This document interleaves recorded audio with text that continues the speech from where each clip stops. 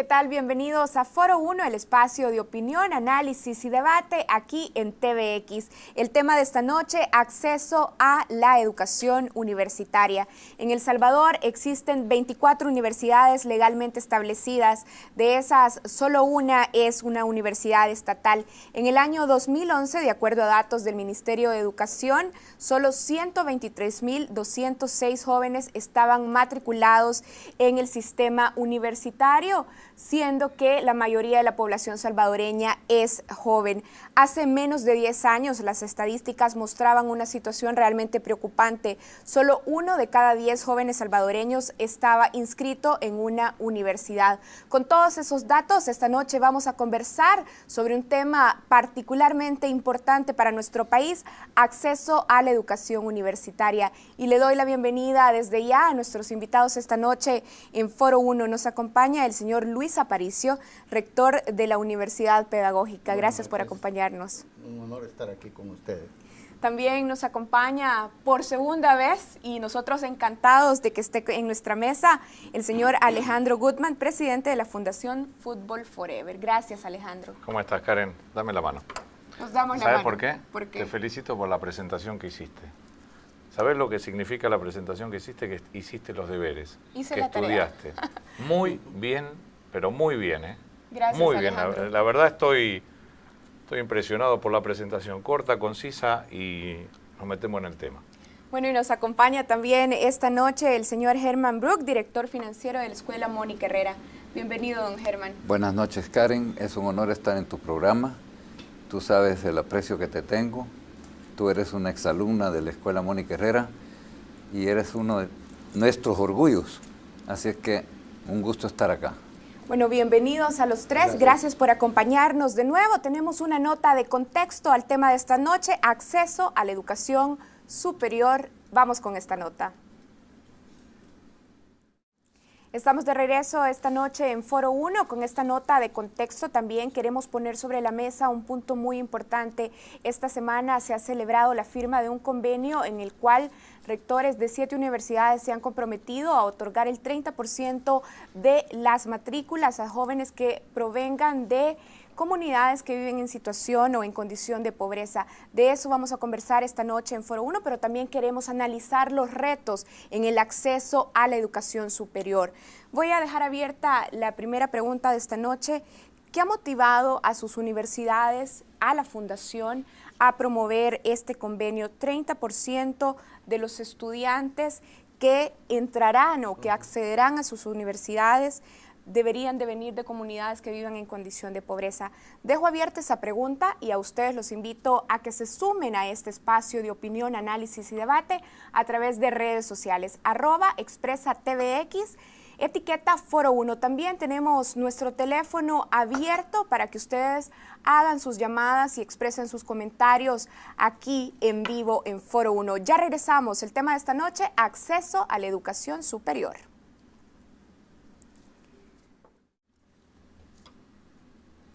Estamos de regreso en Foro 1, el tema de esta noche, acceso a la educación superior. Nos encanta recibir sus comentarios y pueden hacerlo a través de nuestro número de teléfono en el estudio 22649878 y también a través de redes sociales @expresatvx en Facebook o Twitter, etiqueta Foro 1. Antes de irnos a la pausa, yo dejaba abierta una pregunta. En términos generales, ¿qué motiva a sus universidades, qué motiva a Fútbol Forever a promover este tipo de iniciativa que vincula de manera particular o a una fundación que trabaja en comunidades que viven de alguna manera en condición de pobreza con universidades? Iniciemos conociendo la opinión del señor Aparicio. ¿Cuáles son esas motivaciones para este convenio? Cómo no, muchas gracias. Esto viene, quizás tiene un poco de historia en el sentido de que las universidades de El Salvador, en un momento determinado, casi que las universidades privadas eran las que tenían en sus hombros la carga de todos los estudiantes, de todos aquellos que podían accesar a la educación superior. En esa época estaba cerrada la Universidad Nacional, estamos hablando de ya por los años 80. y de hecho se veía el ímpetu de la gente para acceder a la educación superior. Eso vino sucediendo durante mucho tiempo y se daban una serie de situaciones en las cuales la gente se iba dando cuenta que no todo el mundo tenía acceso a la educación superior. Y eso se evidenciaba un poco más por el hecho de que la Universidad Nacional estaba cerrada, que supuestamente pues es la universidad que recibe a los estudiantes que no pueden, que no tienen las posibilidades económicas para pagar. Entonces las universidades privadas se miraban en esa situación, pero no se entendía claramente cuál era el fenómeno que se estaba desarrollando. Fue años después que algunos de nosotros, pues pensando y conociendo a Alejandro Gutman, platicamos mucho, conversamos acerca de las comunidades que están, llamémoslas, marginadas, ¿verdad? Y cuando digo marginadas, marginadas de todo el sentido de lo que es una sociedad. Marginadas de la educación superior, marginadas de la educación media, marginadas del trabajo, y todo eso pues fue creando y estigmatizadas además de todo eso. Estigmatizadas es lo que no les permitía conseguir los trabajos, obviamente accesar a la educación superior por la misma, el mismo estigma. ¿Podrían haber pagado estas personas la educación superior en una universitaria? Probablemente sí. Pero conversando con Alejandro y conversando acerca en aquel entonces del programa de Fútbol Forever, nos fuimos introduciendo un poco más en cuál era la filosofía del programa. Mucha gente asocia fútbol y como que es de juego de fútbol, y no, ¿verdad? Eso ya él lo podrá explicar. Y platicando con él, repito, entramos nosotros ya en ese nivel de conciencia, de ver qué como instituciones de educación superior, qué como universidad, en el caso particular mío, universidad pedagógica, podíamos hacer para facilitar el acceso, pero el acceso de una manera diferente, porque acceso a la educación superior la tiene todo el mundo. Perfecto. Bueno, en el caso de don Germán, ¿qué motiva a la Escuela Mónica Herrera a participar de este tipo de iniciativas, sumándose a Fútbol Forever, firmar este convenio específico, 30% de cupos para jóvenes que viven en comunidades en situación de pobreza? ¿Cuáles son esas motivaciones? Bueno, tengo que decirlo muy claramente, la motivación es sacarme a este señor de encima, que estaba todo el tiempo insistiendo que teníamos que entrar a este programa, pero la verdad que le fuimos tomando, porque esta es una cuestión institucional, mucha seriedad, mucha preocupación a los planteamientos de Alejandro, y la broma aparte, él es muy insistente y muy pertinaz, pero la verdad es que nos estaba poniendo el dedo en la llaga. Los jóvenes nuestros que están en situaciones de marginación, como decía el ingeniero, en comunidades donde no logran pasar la línea, la frontera entre la comunidad y el resto del país, mucho menos soñaban con ir a la universidad. Eso daba para pensar bastante. Y entonces tuvimos que ir poco a poco sumándonos. Yo tengo que ser muy claro en esto. La Escuela Mónica Herrera es una institución que no es de fácil acceso, porque tiene una colegiatura de alto costo. Creemos que estamos entregando un valor por lo que pagan. Nosotros no tenemos ninguna... como la ley dice, no sacamos lucro de la universidad, o sea, lo que entra tiene que salir de vuelta hacia los estudiantes, ¿verdad? Así que, pero no cualquiera puede pagar esa universidad, y menos estos jóvenes que estaban. Solamente se podía lograr si les dábamos el acceso por medio de las becas. Y ahí es donde Alejandro comenzó a insistir, miren, aquí hay un error. Y el error está en que solamente el que saca un 8 en la prueba de la PAES tiene derecho a tener una beca para entrar a la universidad. Y eso es otra marginación más. Y vamos a estar es conversando. otro mecanismo de marginar, ¿no?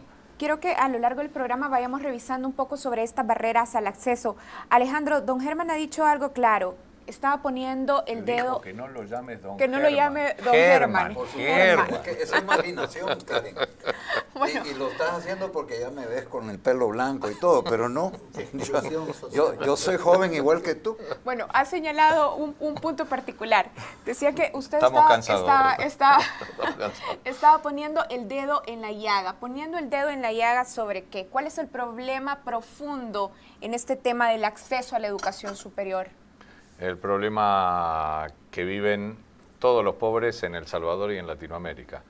El de la educación representa justamente la imposibilidad cuando llegan, en realidad podríamos hablar más de una hora de un montón de problemas hasta llegar al que voy a mencionar ahora, pero tratando de sintetizar esto, llega un momento, en el mejor de los casos, en que los jóvenes llegan hasta, arriban a segundo año de bachillerato y no hay posibilidad de continuidad académica.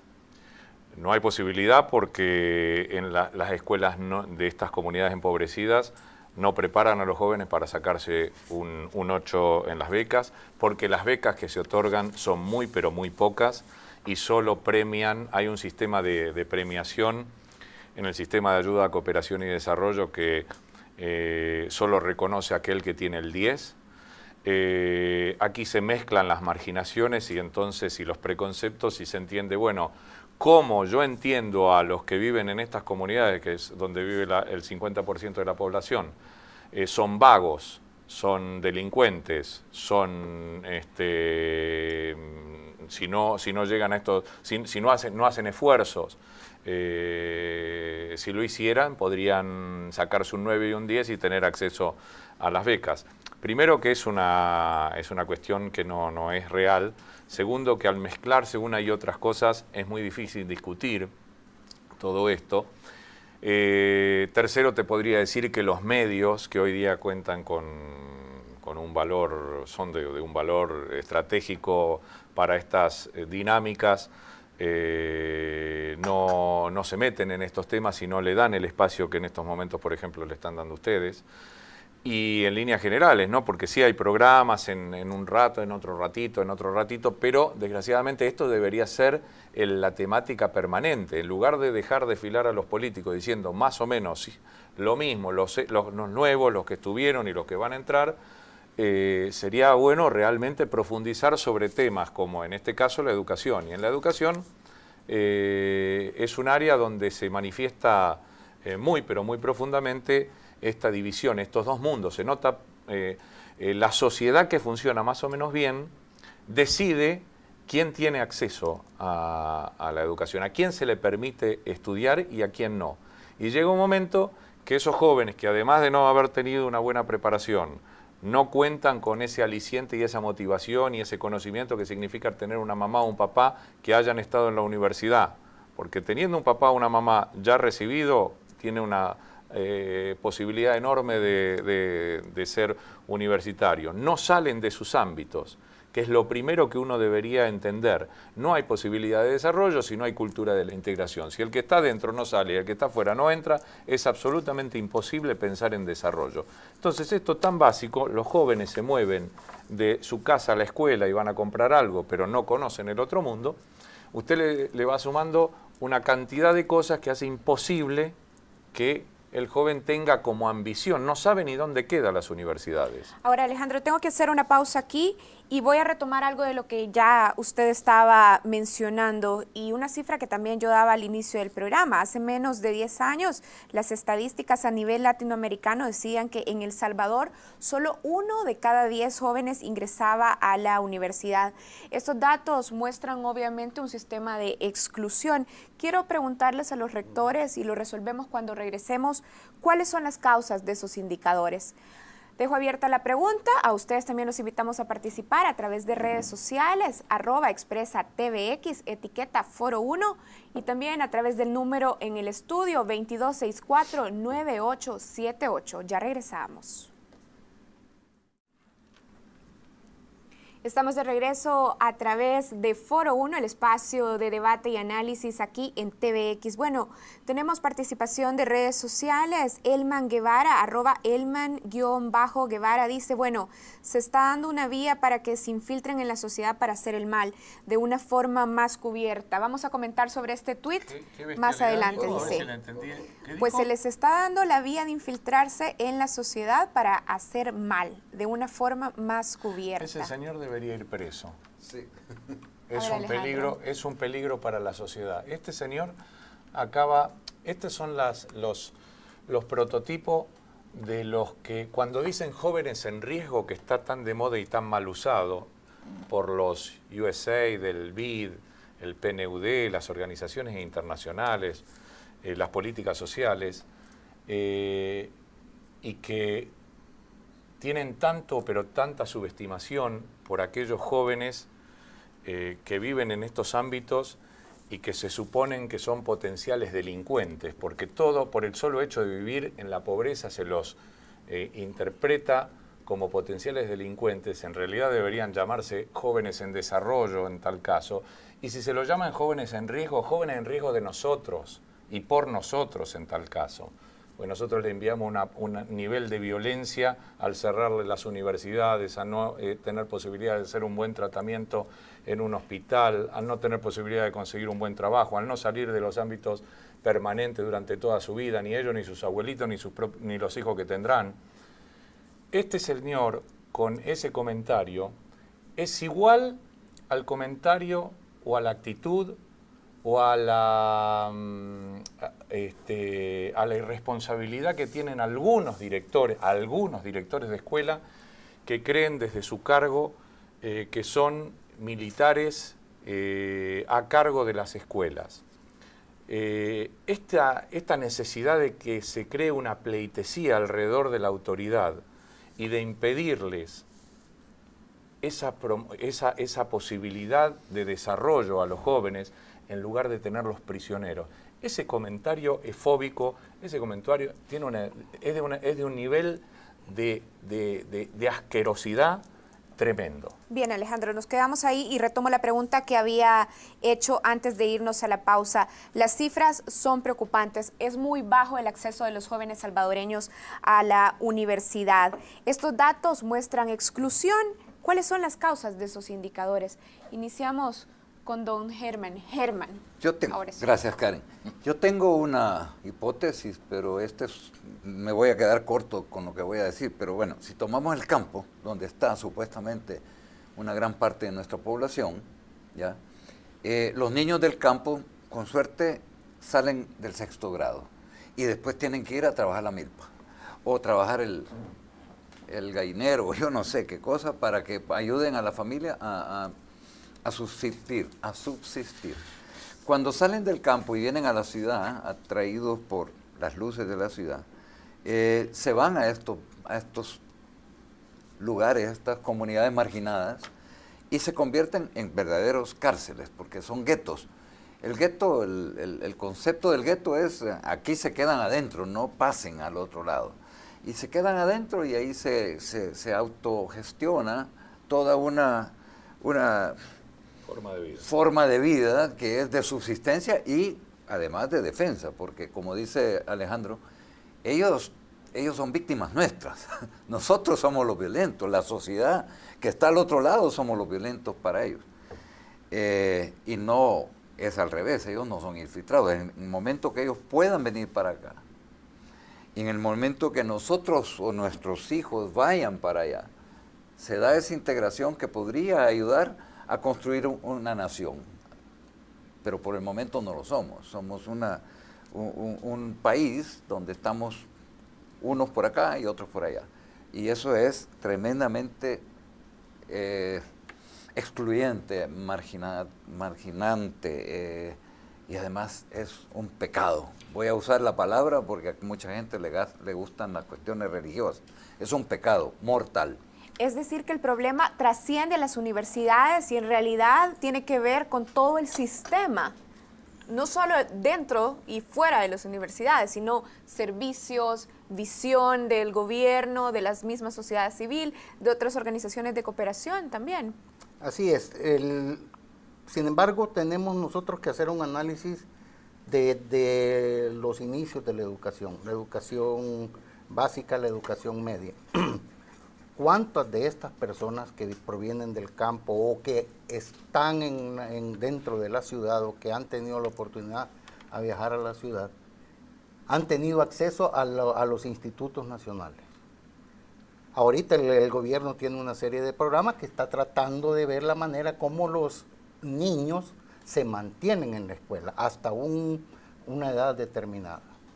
Vamos a ver con el transcurso del tiempo hasta dónde la permanencia de los niños llega hasta el bachillerato. Del bachillerato, vamos a ver nosotros que hay una cantidad, dijéramos, de aproximadamente 150,000 estudiantes que salen de bachiller, pero de estos el porcentaje que entra a las universidades es bajo. Es bajo, ¿por qué? Porque son cuestiones puramente económicas y puramente de lo que estamos hablando.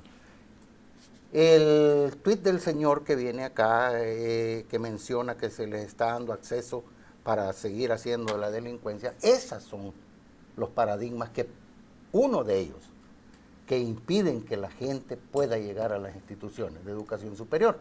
¿Por qué? Porque se les mira como delincuentes. Acá, en nuestro país, se está queriendo borrar aquello de que sos pobre, sos delincuente. Ya muchos casos y muchos ejemplos tenemos de que no hay necesidad de ser pobre para ser delincuente. Quisiera moverme hasta otro tema. A finales de la década de los 70, la oferta de la educación universitaria privada ha ido creciendo, pero la oferta pública se ha quedado estancada. ¿Qué pasó en esta evolución, en este desarrollo? Yo tengo mis cuestionamientos muy fuertes y con el perdón del colega, el ingeniero Aparicio, porque él tiene una universidad de todo. Yo creo que el problema es que nosotros tenemos un plan de estudio que lo impone el ministerio y no un plan de aprendizaje. O sea, ahí comienzan los defectos de todo nuestro sistema educativo. Porque plan de estudio es una cosa que de por sí es negativa, ¿no? Estudiar, ¿por qué no aprender? O sea, son dos miradas diferentes, pero que hacen toda la diferencia. Entonces, si tuviéramos un plan de aprendizaje sería diferente, porque ya no tendríamos hoy en día un pensum, ¿cómo le llaman esto? Una currícula que, en el caso de las escuelas, para no hablar de universidades, imponen ahí a estudiar, no sé, álgebra, cálculo, trigonometría, no sé, qué cosas hay, física, astronomía, no sé, porque la verdad que no me interesa. Porque todo eso es basura. Hoy en día lo que deberían de estar los jóvenes es teniendo la versatilidad para ser, ¿cómo dicen eso? Alfabetas en la tecnología. O sea, que agarren una computadora y se metan al internet y averigüen lo que les dé la gana. Lo feo y lo bueno, y lo positivo y lo negativo, porque ese es aprendizaje. Pero los planes de estudio no contemplan eso.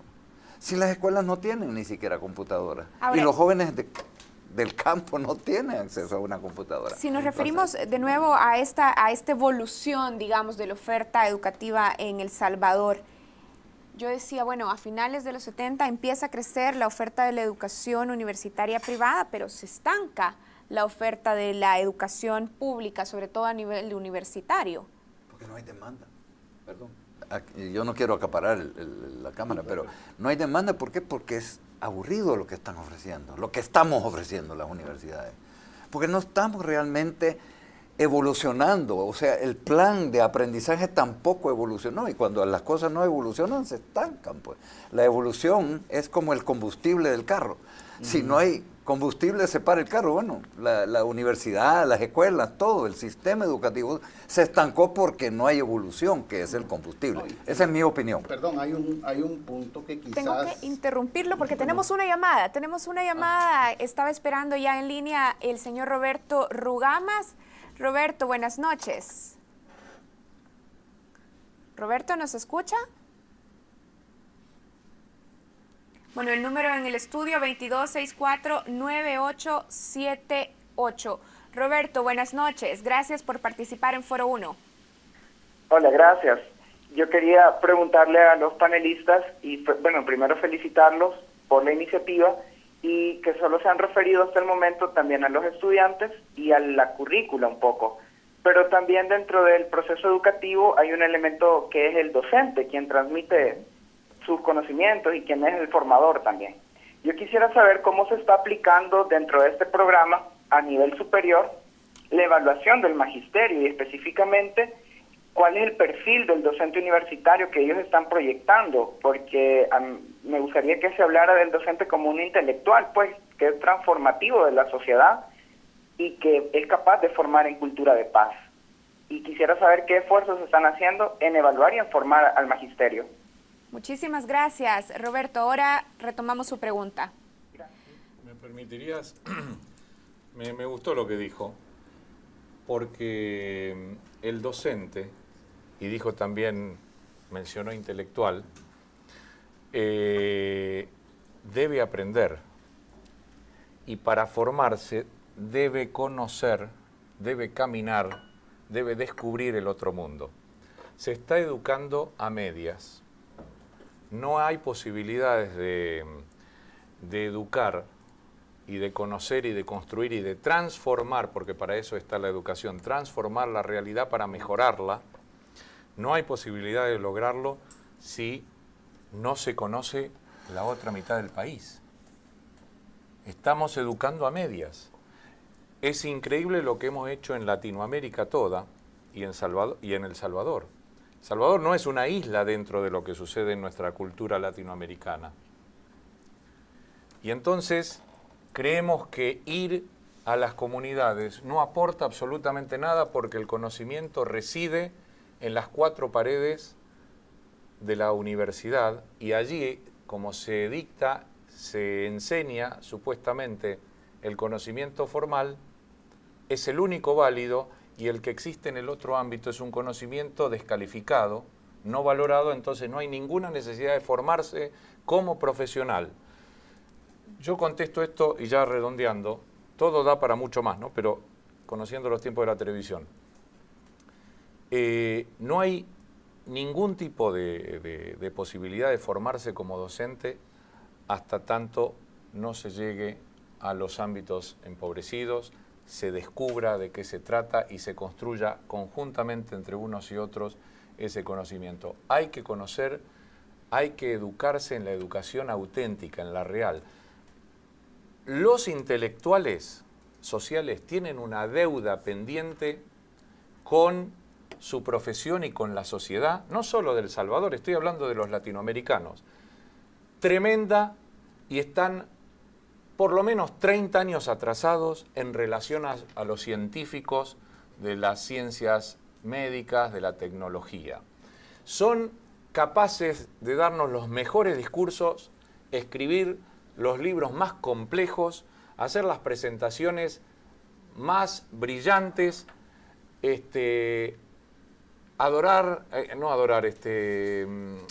embellecer con las palabras todo un auditorio y llenar nuestros oídos de música para ellos. Pero en realidad son incapaces de validar todo aquello que dicen y que supuestamente condice con una realidad, pero esa es una deuda pendiente que tienen con su profesión y sobre todo con su pueblo, validar todo aquello que dicen. Son incapaces de salir de los ámbitos de educación, de los congresos, de escribir libros e ir a las comunidades y pasarse gran parte de su tiempo para validar y para descubrir y para construir con los otros todos estos conocimientos. Bien, nos vamos a quedar aquí. Voy a dejar abierta una pregunta para el señor Aparicio. Voy a sumar la que ya teníamos.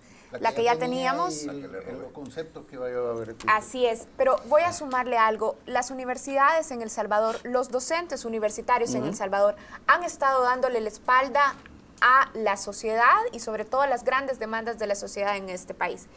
Dejo abierta esa pregunta y a ustedes los invito también a que participen a través de redes sociales. Ya regresamos. Estamos de regreso en Foro 1 y antes de seguir con el tema de esta noche, quiero invitarlos al próximo lunes que se va a realizar el Foro Económico 2014. Y aquí en Foro 1 el próximo jueves vamos a tener como invitados a Salvador Arias y Carlos Acevedo. Así es que no se pierdan Foro 1 el próximo jueves a las 8:15 de la noche también. Vuelvo ahora sí con la pregunta que venimos ya, la tenemos pendiente y va creciendo. Le hemos estado dando la espalda a los problemas de la sociedad, tanto las universidades como sus docentes. Definitivamente, definitivamente sí. Previamente quisiera yo ahondar un poquito con relación a la demanda que hay para las instituciones públicas, o sea, el bajo acceso que hay a las universidades públicas. Y es precisamente que esto lo hacen vía presupuesto. Ellos tienen un presupuesto nacional con el cual ellos funcionan y tienen una cuota de estudiantes que van a recibir. De esos 150,000 que yo mencionaba, llamémosle que el 20,000 quieren ingresar a la Universidad Nacional, pero solo están aceptando 600, solo están aceptando 2,000 o 3,000. ¿Qué pasa con el resto? Eso es lo que en la universidad pública se da. Y de este resto tienen que ir a las universidades privadas. Pero en las universidades privadas tienen que pagar, ¿verdad? Y eso es lo que limita precisamente. Y a eso agreguémosle las acciones académicas que vienen desde los préstamos de los organismos internacionales que exigen un nivel de calidad.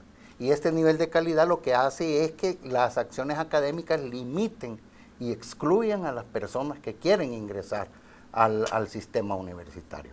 Y esto, obviamente, con este sistema de exclusión que proviene ya precisamente de los préstamos que vienen para el gobierno se ve obligado precisamente a detener a esa cantidad de gente.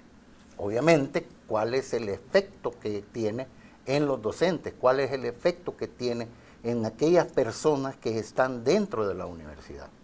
Obviamente ellos han estado desarrollándose con la mentalidad de que a la universidad solo entra el de la calidad, el que tiene 9, el que tiene 10, y el que se gradúa es el que tiene mejores notas. Entonces, esto es lo que hace que se dé la espalda al pueblo, porque el pueblo mismo, o sea, de las comunidades marginadas, como lo digo, probablemente no tengan la capacidad para sacar un 9. Pero por eso, como lo hemos escuchado... No tienen la capacidad para sacar un 9 porque en la escuela no enseña... Exactamente. El nivel de educación en la escuela puede sacarse un 7, un 8, un 9, pero no ir a competir el día de la PAES con aquellos que se prepararon de otra manera, porque el Barcelona contra el ADET, perdemos por goleada siempre. Así es, pero creo que ahí hay una situación y cuando digo yo no pueden sacar, porque así está diseñado el sistema. No es porque la capacidad de la persona sea la que no permita que eso. Es que el sistema está diseñado para eso, para que no lo saque. Bien, entonces, el sistema entonces tiene mecanismos, como ustedes lo han estado insistiendo esta noche, que promueven la exclusión. Así Alejandro, la misma pregunta. ¿Las universidades, los docentes, han estado trabajando de espaldas a las realidades? De hecho, hace mucho tiempo que vengo diciendo que las universidades se han desarrollado dándole la espalda a su pueblo. Esto es justamente el programa que se llama Educación por la Cultura de la Integración, este programa nuevo de las 7 universidades, Educación por la Cultura de la Integración, es justamente abrir las puertas a su pueblo, pero no de manera, o sea, que entre cualquiera porque se le ocurrió entrar. Hay un proceso formativo de 11 actividades que prepara a los jóvenes, pero muchísimo mejor que aquellos que se preparan para el 8 de la PAES, pero muchísimo mejor. Los prepara en la vida, les abre un mundo distinto, los hace ir a otros ámbitos, los hace descubrir realmente de qué se trata todo esto en la vida, los hace tener esperanzas, revitaliza las comunidades, revitaliza sus familias, revitaliza la escuela, porque el maestro que está medio decepcionado con los años, porque dice, estoy preparando a este muchacho que se va a quedar en el embudo cuando llegue al noveno, a segundo año, si las cosas le van muy bien, ¿no? Porque se van quedando con el correr de los años por distintos motivos en el camino. Entonces se van desalentando. ¿Esto qué provoca en un maestro? Un maestro como la gente, digo, ¿no? Bueno, al fin hay esperanza. Lo que yo hago tiene la posibilidad de tener un impacto. Yo tengo algo que ver en ese futuro de ese joven. Lo mismo puede provocar en un padre, en una madre, que empieza a ver, bueno, mi hijo puede tener... Y cuando se habla, no faltarán, Karen, aquellos que digan, bueno, ¿qué hacemos con tantos profesionales? ¿No? Porque ya se van a ir al otro extremo. Quiero que entiendan que ojalá, primero que debe haber deben hacerse estudios más y más profundos en relación a qué se necesita, qué necesita el mercado. Pero eso es otro tema, que no está en contradicción con esto, para nada. Y segundo, que es muy, pero muy importante, es que dicen, bueno, pero no van a encontrar trabajo. Pero no se dan cuenta que entrando a la universidad empiezan a salir ya de la pobreza, porque empiezan a descubrir un modo de manejarse en su mundo y en el otro mundo, porque están teniendo otra educación, están interactuando, están relacionándose de otra manera y pueden encontrar además posibilidades de trabajo, incluso en las mismas comunidades. Bien, transformación y movilidad, otra idea sobre la mesa. Tenemos una llamada, Consuelo Morán. Consuelo, buenas noches. Su pregunta. Buenas noches. ¿Qué tal, Consuelo? Por aquí, escuchando un muy bonito programa. Gracias, Consuelo. ¿Su pregunta o comentario? Sí, es una pregunta. Yo quiero saber si en los planes curriculares universitarios se está integrando el eje de estudio de prevención de violencia con enfoque multidisciplinario. Bien, Consuelo, hemos tomado nota. Le podría, está si usted, abierta la pregunta. Disculpen, no, pero yo quisiera, Consuelo, gracias por esta pregunta. Yo quisiera que, así como pido desde hace muchos años que se eliminen esos conceptos que nos han enseñado y que le sirven a este sistema de ayuda, desarrollo y cooperación, a este USAID, a este BID, al PNUD, a la cooperación italiana, española, taiwanesa, japonesa, que tienen un modo de funcionar que les sirve fundamentalmente a ellos para que todo siga más o menos igual, cambiemos y nos olvidemos de esa palabra, de la palabra prevención. Cambiémosla por desarrollo en serio. Entendamos de qué se trata la integración en serio. Entendamos que hay que salirnos del molde tradicional que nos han tratado de imponer, que no vamos a encontrar bajo ningún concepto las soluciones si seguimos pensando de esa manera. Y todo parte de una conceptualización muy simplista de la pobreza, que lo asocia directamente con el factor económico. Por eso debemos tratar de que esto no quede reducido a los economistas, a los encargados del marketing o de la comunicación. Ellos no pueden marcar las pautas de lo que significa la pobreza. Y si no tenemos una interpretación mucho más amplia de lo que es la pobreza, muy mal podemos tratar todas estas causas. Hasta tanto el sistema de ayuda no profundice esto, pero la sociedad en general y los medios y los intelectuales no entiendan que hay que interpretar de manera mucho más amplia para tratar correctamente todo esto, vamos a seguir utilizando, malgastando los recursos que existen y no optimizándolos. Se nos está acabando el tiempo y ahora les tengo que hacer una pregunta a los dos representantes de las universidades. Bien, el convenio va a dar acceso a los jóvenes a la universidad, pero estamos conscientes de que el problema del acceso, la transformación, la movilidad, no termina en la matrícula. Hay otros factores. ¿Cómo se integra la comunidad educativa? ¿Cómo se promueven verdaderos esquemas de vivencia, de intercambio cultural, de experiencias? ¿Han considerado, por ejemplo, cómo se van a erradicar los estigmas? Pero ellos ya lo hacen hace años. Pero lo hacen, pero esto lo venimos haciendo hace muchos estamos años. aprendiendo, Karen. Nosotros, las universidades y los estudiantes de las universidades están aprendiendo. ¿Cómo se aprende? Porque están recibiendo a estos jóvenes y están entendiendo lo que está pasando y los están acogiendo y abrazando. y hay una sinergia ahí tremenda, hay una transformación desde ese momento. Los jóvenes vienen, y aquí termino, vienen temerosos, porque dicen, venimos de allá de Soyapango, por ejemplo, y vamos a llegar a la universidad que queda en Escalón o en Santa Tecla, no sé. Y estos nos han dicho que son niños de papi y que nos van a mirar mal y todo. Pero se dan cuenta desde el momento que pisan adentro de la universidad que estos jóvenes los miran bien. Hay prejuicios en ambas vías.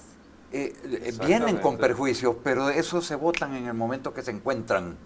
El paso más corto para romper la marginación es ese, darlo. El encuentro. El encuentro. En el caso de la universidad pedagógica, ¿cómo están trabajando esos factores de integración que tienen que ver? Hay una serie de elementos que la universidad ha venido ya por un poco de experiencia en el trabajo de esto. Y es primero que tenemos que entender quién es el que viene y de dónde viene y cuáles son los problemas que tiene. Una vez nosotros tenemos un diagnóstico de la persona, que tuvimos el diagnóstico de las personas por la misma conocimiento de nuestros estudiantes que iban al campo a encontrarse con estos muchachos, ¿sí? Ellos mismos iban aprendiendo. Yo recuerdo las primeras veces que se fue, la gente iba temerosa, pero regresaba feliz de la vida porque había conocido gente nueva, gente buena. Eso es lo importante, gente buena. Pero viene esto también y hay una preparación que la misma estigmatización hace de estos muchachos que se sientan menos académicamente. Y obviamente puede ser que en su proceso educativo no hayan tenido las oportunidades que tuvieron los otros, que han tenido los otros. Pero llegan a la universidad y la universidad pedagógica tiene programas en los cuales, programas propedéuticos, que tienden a elevar el nivel académico que ellos traen para ponerlos a nivel con sus compañeros. Son sus compañeros también, como dice Germán, en el sentido de que los abrazan, sus compañeros los abrazan. Y eso rompe el hielo y hace que la inclusión de estos muchachos a un sistema universitario diferente se sientan cómodos, se sientan hasta responsables de cuáles son sus iniciativas y cuáles que son tomados en cuenta. Bien, hacemos el último corte aquí en Foro 1. En este bloque hemos estado platicando sobre el rol del encuentro y yo de verdad que quiero dejar abierta la pregunta final. El rol del voluntariado y el servicio social de los universitarios, precisamente lo importante que es que se promueva. Hacemos una pausa, ya regresamos aquí en TVX. Estamos de regreso en Foro 1, el tema de esta noche, el acceso a la educación superior. Tenemos participación a través de redes sociales. Gabriel Vázquez dice, en lo personal, las universidades se han dedicado al comercio y no a la educación. Creo que es oportuno que tengamos reacciones de los representantes de universidades ante esta participación. Muy cortas. No es cierto. No puedo decir otra cosa más porque todo lo que ingresa se tiene que reinvertir precisamente en el bienestar de los estudiantes. O sea, no es cierto que existen ese tipo de situaciones. Probablemente en el pasado sucedió, pero ahora ya no, porque la ley misma no lo permite. Bien, don Germán. Eso le iba a decir, pero a mí no me preocupan esas ideas erróneas, porque la verdad es que lo importante es lo que estamos tratando de hacer. Y como dije, en esto hay un aprendizaje nuestro. No solo son los jóvenes que vienen a aprender a la universidad, nosotros en la universidad estamos aprendiendo. Tú tocaste el tema de los docentes o alguien hizo la pregunta. Los docentes están aprendiendo. Correcto. Claro, porque no estaban enfrentados a esto antes, pero ahora están enfrentados a una realidad nueva, diferente. Y hay un aprendizaje. Yo insisto que hay un desafío, un reto, porque el ingeniero habló de los retos que tenemos, y hay uno, y es que tenemos, ingeniero, que transformar o cambiar el pensum, la currícula. Tenemos que cambiarlo, tenemos la obligación de adaptarlo al siglo XXI. No podemos seguir enseñando como en el siglo XIX, que ahí es donde se sentaron las bases del sistema educativo que hoy en día está vigente todavía en el mundo. Bien, hay que cambiar eso. Esta maravilla, esto es un hecho histórico para la educación que le abre las puertas a los jóvenes a la mitad del país. Esto es un hecho histórico. Yo quisiera primero, y no puedo dejar de hacerlo, agradecerle a cada una de las 7 universidades, a la Universidad de Nueva San Salvador, a la Panamericana, a IEPROES, a la Universidad Autónoma de Santa Ana, que hoy estuvimos, que les mando un saludo a todos los jóvenes que hoy estuvimos. Y me estoy olvidando, me parece, a la Universidad Gerardo Barrios de San Miguel. Sin lugar a dudas, ellos están siendo pioneros. Quizás el primero de todos lo tiene allí, que tendrá un lugar en la historia muy probablemente. El ingeniero desde hace 4 años está trabajando con todo esto. Y los estudiantes están en las comunidades desde hace 4 años. Eso me lleva a la pregunta que había dejado abierta, el rol de los universitarios. Fundamental, no hay posibilidad. Por eso es que no se entendió que una de las instituciones más importantes que existe en la sociedad todavía, de mayor credibilidad, como es la institución universidad, se encuentra con uno de los menos prestigiosos, con la gente que está más olvidada y más marginada. Fíjense qué es posible a partir de esta cultura de la integración. Usted decía con los universitarios estudiantes. a las comunidades. Exacto. Y la universidad en la escuela, en la comunidad, los universitarios, los estudiantes, los profesores, allí, y los estudiantes y los padres y los vecinos, aquí. Es necesario, es importantísimo, porque es un recurso extraordinario para ayudar a salir de la pobreza, donde todos, unos y otros, aprenden y construyen juntos. Esto de que va uno allí y dice, yo te vengo a enseñar, no existe ni puede darse más. Y déjame decir una cosa, estos señores maravillosos, estos rectores han sido invitados el 27, 28 y 29 de agosto para ir a presentar esta ponencia especial y a la que se le va a dar un lugar central ante la Academia Pontificia de las Ciencias y para ver al Papa como programa este modelo salvadoreño para el resto de las universidades del mundo. Bien, se nos acabó el tiempo, lamentablemente, pero les quiero agradecer por habernos acompañado. Gracias definitivamente al señor Luis Aparicio, rector de la Universidad Pedagógica. Gracias también a don Germán Brook, director financiero, la cuestión de costumbre ya, director financiero de la Escuela Mónica Herrera, y también gracias a Alejandro Gutman, presidente de la Fundación Fútbol Forever. ¿Puedo hacer una pequeña corrección? Porque ya no nos vamos a llamar más Fútbol Forever, es fundacionforever.org. Fundación Forever. Y le mando un saludo a las chicas del ISNA, que hoy estuvimos ahí a la tarde y que están mirando y que me pidieron, no me lo van a perdonar. Así que las chicas del ISNA de Ilopango, un beso grande y con mucho cariño. Bueno, gracias por acompañarnos. Gracias, buenas noches. Antes de cerrar, quiero recordarles que el próximo lunes se va a realizar el Foro Económico 2014 aquí en Foro 1. El próximo jueves vamos a estar conversando con Salvador Arias y Carlos Acevedo. Eso será el próximo jueves a las 8:15 aquí en Foro 1. Bueno, ya lo han dicho ustedes esta noche, universitarios a las comunidades, universidades a las comunidades. Esa integración precisamente es la apuesta que esta noche se ha planteado aquí en Foro 1. Gracias por acompañarnos, los esperamos el próximo jueves.